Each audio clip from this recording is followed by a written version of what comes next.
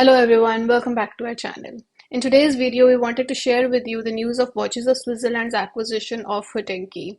Now, what has happened is that Watches of Switzerland recently announced its acquisition of Hodinkee, which is basically a content commerce player within the watch segment.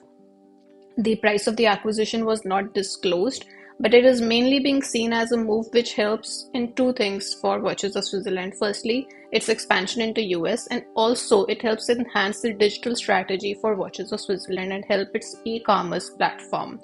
Now, Hodinkee, to give you a bit of background, was established in 2008.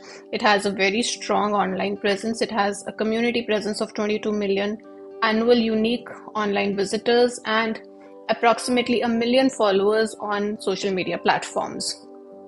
Through this acquisition, the Watches of Switzerland aims to leverage Hodinkee's robust online presence to boost its e-commerce traffic and brand visibility.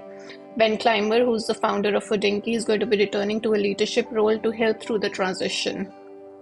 Given that, we also wanted to share with you that we did a case study on Hodinkee a couple of months back, and you can have a look at it on our website, wherein we discuss Hodinkee's rise, its expansion, and its fall through the market downturns, and how the founder tried to stabilize the platform through all this.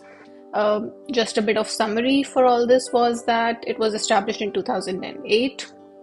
By 2020, it was earning approximately 25 billion annually through diverse channels, which is advertising, events, insurance, and retail.